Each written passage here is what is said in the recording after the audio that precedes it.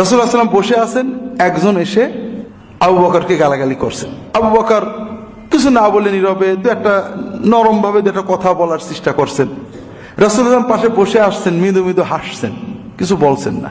ও খুব বাজে কথা বলছে, আবু বকর নরম ভাবে দু একটা কথা বলার চেষ্টা করছেন। এখন বেশ কিছু সময় কিছু কথা, মানুষ তো একটু রাগে, আবু বকর কিছু কথার প্রতিবাদ করেছেন, সব কথা না, তুমি ঠিক বলনি, বেশ কড়া ভাবে একটু রেগে কথা বলেছেন। তখন রাসূলুল্লাহ সাল্লাল্লাহু আলাইহি ওয়াসাল্লাম একটু মুখটা কালো করে উঠে চলে যাচ্ছেন। আবু বকর খেয়াল করেছে, রাগ বাদ দিয়ে তাড়াতাড়ি, ইয়া রাসূলুল্লাহ, আপনি এতক্ষণ বসে বসে আমার গালি দেওয়া শুনলেন, আর এখন আমি একটু কিছু বললাম আপনি উঠে চলে যাচ্ছেন, ব্যাপারটা কি? রাসূলুল্লাহ সাল্লাল্লাহু আলাইহি ওয়াসাল্লাম বললেন, ইয়া আবু বকর, ও যখন তোমাকে গালি দিচ্ছিল, বাজে কথা বলছিল, ভিত্তিহীন কথা বলছিল, আর তুমি নরম হয়ে তার কথাগুলো শুনছিলে, কিছু কথাগুলো আদবের সাথে কাটানোর চেষ্টা করছিলে, তখন আমি দেখছিলাম আল্লাহর পক্ষ থেকে ফেরেশতারা তোমার পক্ষ থেকে ওকে গালি দিচ্ছিল, তোমার পক্ষ তোমার জন্য দোয়া করছিল। কিন্তু তুমি যখন ওর কথায় রেগে যেয়ে গালি দিতে, রাগ করতে শুরু করলে, তখন ওই ফেরেশতারা চলে গেল।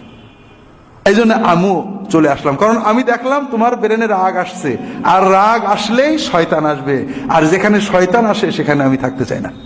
এরপর রাসূলুল্লাহ বললেন, মা যুলিমা আবদুন বিমাযলামাতিন ফায়ুগযি আনহা ইল্লা রাফাআহুল্লাহু বিহা নুসরাতান আও দারাজা।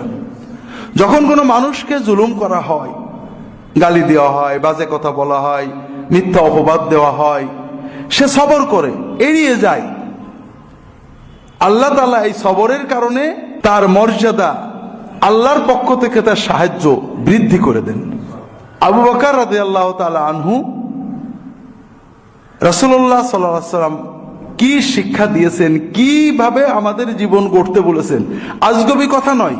আমার বড় কষ্ট লাগে যে আমরা অনেক ইসলাম করি, কিন্তু আমাদের ইসলামটা খণ্ডিত। মসজিদের ভিতরে মুসলমান, বাইরে গেলে আমরা আবু জেহেল আর আমার ভিতরে কোনো পার্থক্য নেই। আমি অন্যদের কথা বলছি না ভাই, আমরা যারা মসজিদে আসি, নিয়মিত নামাজ কালাম আদায় করি, তাদের কথা বলছি। রাসূলুল্লাহ সাল্লাল্লাহু আলাইহি ওয়াসাল্লামের ইসলাম ছিল জীবনের সব সময় মসজিদের যে ইসলাম, তোমার মানুষ ঝগড়া করার সময় সেই একই ইসলামই থাকবে, ইসলাম আলাদা হবে না। মসজিদে গেলে নামাজে দাঁড়িয়ে শুধু নবীর শিখানো কথাগুলো বলবে, আর ঝগড়ার সময় যা ইচ্ছা বলবে না, এরকম ইসলাম না। ঝগড়ার সময়ও কথা যেটা বলবেন রাসূলুল্লাহ সাল্লাল্লাহু আলাইহি ওয়াসাল্লামের গাইডেন্সের ভিতরে থেকে, দোয়ায় যেমন আল্লাহর সাথে কথা বলতে নবীর গাইডেন্সের ভিতরে থেকে, নামাজের ভিতরে যখন তাসবিহ তাহলিল পড়বেন নবীর গাইডেন্সের ভিতরে, ঝগড়ার সময় কি বলবেন এটাও রাসূলুল্লাহ সাল্লাল্লাহু আলাইহি ওয়াসাল্লামের গাইডেন্স রয়েছে। এবং এটা কোনো আজগবি কথা নয়, এটা কোনো তাত্ত্বিক কথা নয়, এই যে বলে দিলাম পালন করলাম না, তারা পালন করে দেখিয়েছেন।